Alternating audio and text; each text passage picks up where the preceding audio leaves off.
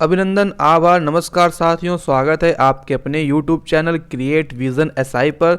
साथियों, KVS PRT यानी कि जो कैंडिडेट बीएड, बीटीसी, डीएलएड और अन्य कोर्स जो डिप्लोमा कोर्स है उसमें क्वालिफाई कर चुके हैं, उनके लिए एक बहुत ही बम्पर सुनहरी भर्ती केवीएस पीआरटी।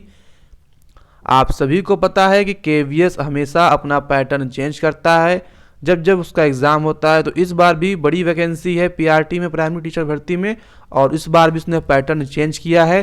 तो क्या उसका सिलेबस है, क्या उसकी स्ट्रेटजी रखें और कैसे सिलेक्शन ले केवीएस केंद्रीय विद्यालय में, आज हम उसके बारे में बात करेंगे। अगर आप चैनल पर नए हो तो चैनल को सब्सक्राइब ज़रूर कर लीजिएगा, वीडियो पसंद आए तो लाइक कर लीजिएगा।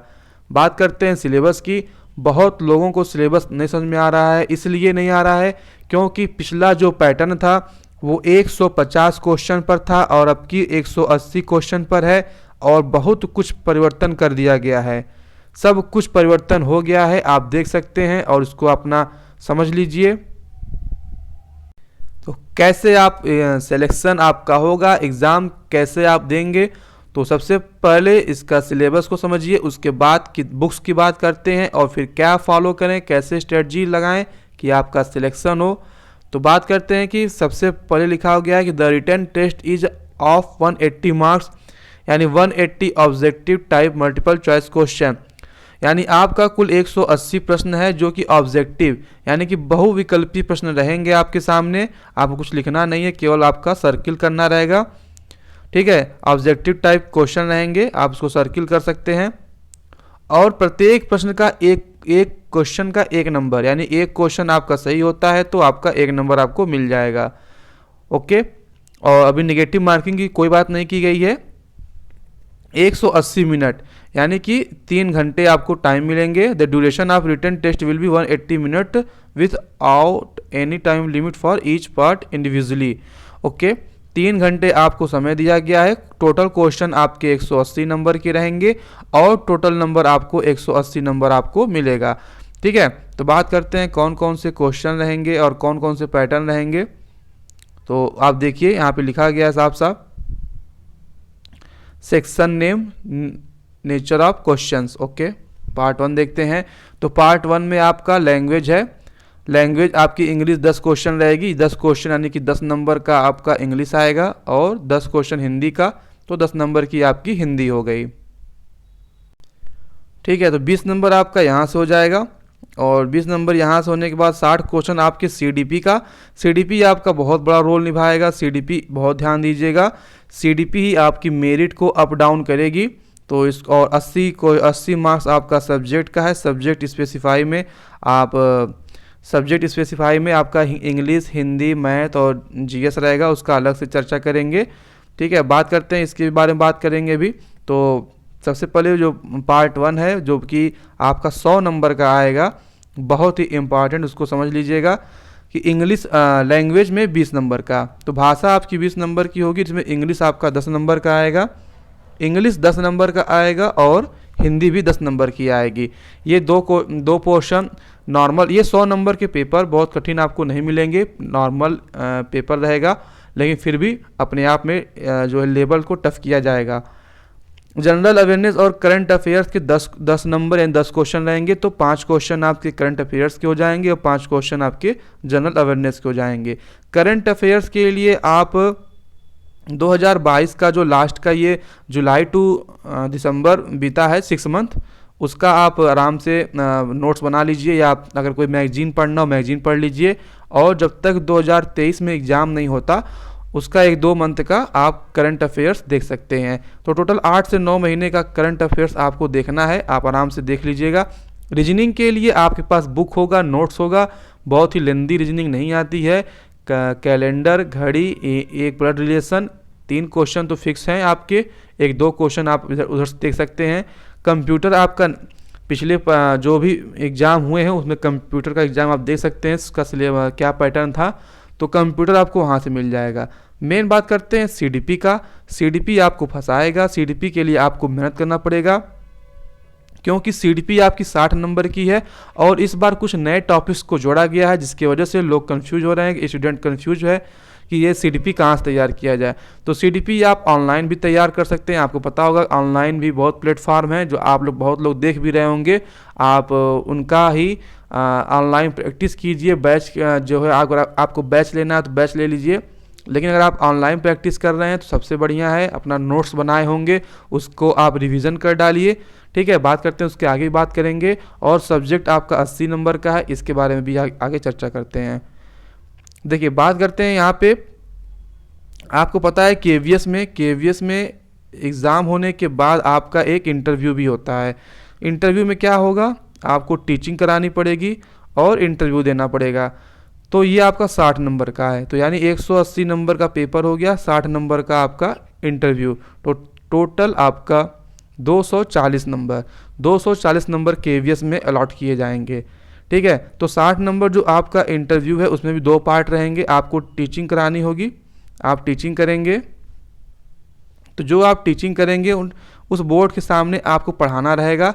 और इंग्लिश या हिंदी आप बाइलिंगुअल किसी भी लैंग्वेज में आप पढ़ा सकते हैं, कोई दिक्कत नहीं है, ये बोर्ड के ऊपर होता है। तो आप अगर उनको पढ़ाते हैं तो उसका वो 30 नंबर आपको मार्क्स उसका मिलेगा। ठीक है, और आपके बारे में इंटरव्यू जो होगा उसका 30 मार्क्स, तो टोटल 60 मार्क्स का आपका इंटरव्यू होगा। लेकिन यहाँ पे रेशियो की बात की गई, क्योंकि मेरिट जो बनेगी फाइनल मेरिट आपकी 100% में ही बनेगी। तो 100% मेरिट के लिए तो जो भी आप यहाँ पे 180 नंबर जो भी आप यहाँ पे पेपर देकर आएंगे, इस 180 का 70% निकाला जाएगा। और जो भी आप 60 नंबर का करके आएंगे इंटरव्यू, उसका आपका 30% निकाला जाएगा। ठीक है, तो 70 और 30% का रेशियो निकाल के जो मेरिट बनेगा उन दोनों को जोड़ के ये आपका फाइनल मेरिट होगा। इसके बारे में चर्चा करेंगे आगे नेक्स्ट वीडियो भी मिल जाएगा कि कैसे हमारा मेरिट कैलकुलेट करना है, कितना मेरा सेफ स्कोर होगा। तो इसके बारे में चर्चा आगे होगा एक नए वीडियो में। लेकिन अभी फ़िलहाल 70 और 30 का रेशियो आप याद रखिएगा। 70 और 30 का रेशियो आपके लिए इम्पॉर्टेंट है। ठीक है, यहाँ पे पार्ट 1 जो है उसके बारे में दिया गया है, क्या क्या आपको पढ़ना रहेगा इंग्लिश में और हिंदी में। तो जनरल इंग्लिश में आपका 10 नंबर का है, जैसा कि मैंने पहले बताया था। तो रीडिंग कम्प्रीहेंशन रहेगा, वर्ड पावर रहेगा, ग्रामर एंड यूजेज। तो रीडिंग कम्प्रीहेंशन 5 क्वेश्चन रहेंगे, 5 नंबर की हो जाएंगे। वर्ड पावर में आपका synonyms, antonyms, one word substitution और फ्रेजल वर्ब, ये और 1-2 ग्रामर यूज। तो इस तरह मिला के पैसेज में भी ये कुछ मिक्स कर देते हैं।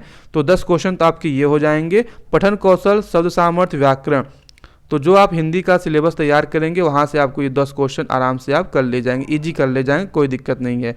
बात करते हैं करंट अफेयर्स की। करंट अफेयर्स और जनरल अवेयरनेस के लिए आपको ऑनलाइन यूट्यूब पे बहुत से टीचर पढ़ा रहे होंगे। आप उनका किसी का भी अपना डेली देख सकते हैं, उनके 6 मंथ का भी आप रिवीजन कर सकते हैं। या फिर आपको कोई पत्रिका लेनी हो, कोई मैगजीन लेनी हो, तो घटना चक्र या साहित्य जो समसामयिकी आती है 6 मंथ की, आप उसको लेके रिवीजन कर सकते हैं, उससे ज़्यादा कुछ नहीं पूछेगा। रीजनिंग के लिए आपके पास नोट्स होंगे, बहुत ज़्यादा रीजनिंग टफ नहीं आनी है, आप कर ले जाएंगे। कंप्यूटर के लिए भी आपके पास लूसेंट होगा, या फिर जो कुछ भी आप मैगजीन रखे हों उससे आप कर सकते हैं। बात करते हैं CDP की। CDP के लिए या तो आप फिर आपके पास जो भी नोट्स हो, आपने जो भी नोट्स बनाया हो CTET के लिए, उस नोट्स को रिवीजन कर लीजिएगा ज़रूर से। CTET का रिवीजन, क्योंकि ये पूरी टॉपिक आपको वहीं पे मिल जाएंगे। बाकी के बचे टॉपिक्स या अगर आपने B.Ed किया हो या BTC किया हो, उसमें जो एजुकेशन की बुक आती हैं वहाँ से आपको ये सब टॉपिक मिल जाएगा। ठीक है, वहाँ से आप ये सब टॉपिक्स आप ले सकते हैं। और ये राष्ट्रीय शिक्षा नीति NEP, इससे क्वेश्चन आपको पता होगा कि CTET अब की जो एग्ज़ाम हुआ था बहुत खूब क्वेश्चन पूछे गए थे। तो NEP 2020, 2009 जो भी क्वेश्चन थे, ये सब पेडागोजी, स्कूल, नेशनल पॉलिसीज, ये सब कुछ आपको ऑनलाइन यूट्यूब पे उपलब्ध हैं। आप आराम से उसका किसी भी टीचर्स का नोट्स बना लीजिए, जिस टीचर से आप पढ़ते हो आप खोज के यूट्यूब से ऑनलाइन नोट्स बना लीजिए। या फिर आपके पास अगर BA, B.Ed या BA में भी एजुकेशन की बुक आती है, वहाँ से आपको कुछ टॉपिक्स मिल जाएंगे। या फिर B.Ed या DLED, इनकी अगर आपके पास एजुकेशन की बुक हो, आप वहाँ से भी आराम से पेपर सॉल्व कर सकते हैं, वहाँ से भी सिलेबस ले सकते हैं। तो सीडीपी में आपको बहुत प्रॉब्लम नहीं होनी है, आप बिल्कुल परेशान मत होइए। बहुत लोग परेशान हो रहे हैं सीडीपी में।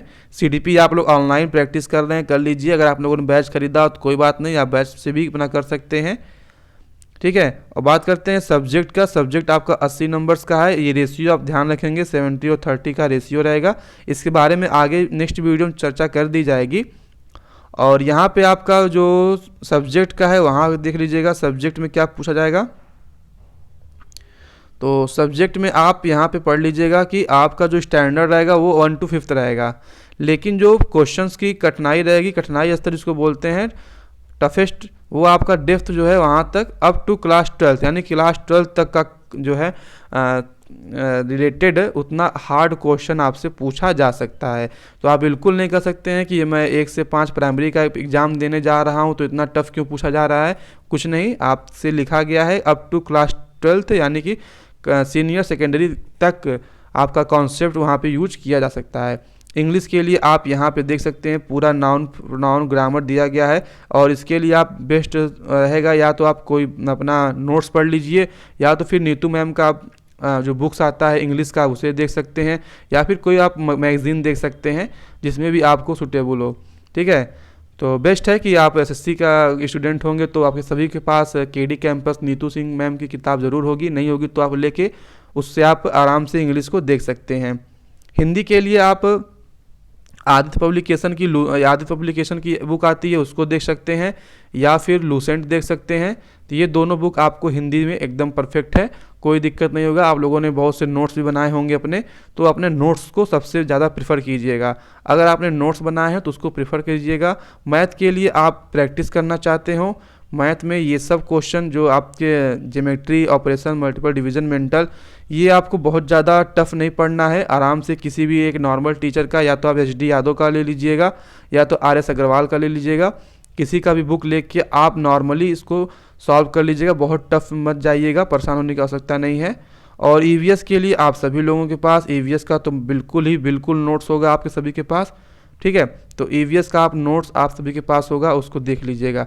नहीं होगा तो फिर वही 3, 4, 5 क्लास का NCERT का बुक आपके पास होना ही होना है, उसको आप देख सकते हैं। तो इस तरह आपका लगभग सिलेबस तैयार हो जाएगा और आपको बिल्कुल परेशान होने की आवश्यकता नहीं है। आप आराम से पेपर दीजिए, और कोई प्रॉब्लम हो तो कमेंट कर दीजिएगा। वीडियो अच्छा लगे तो लाइक कर दीजिएगा, चैनल पर नए हो तो सब्सक्राइब कर दीजिएगा। जल्दी आपको और भी प्रॉब्लम संबंधित आपको वीडियो मिल जाएगा। कैसे इसका टोटल मार्क्स जोड़ा जाएगा, कैसे इसका बनेगा मेरिट, इसके बारे में चर्चा आपसे जल्दी नेक्स्ट वीडियो में की जाएगी। थैंक यू साथियों, थैंक यू।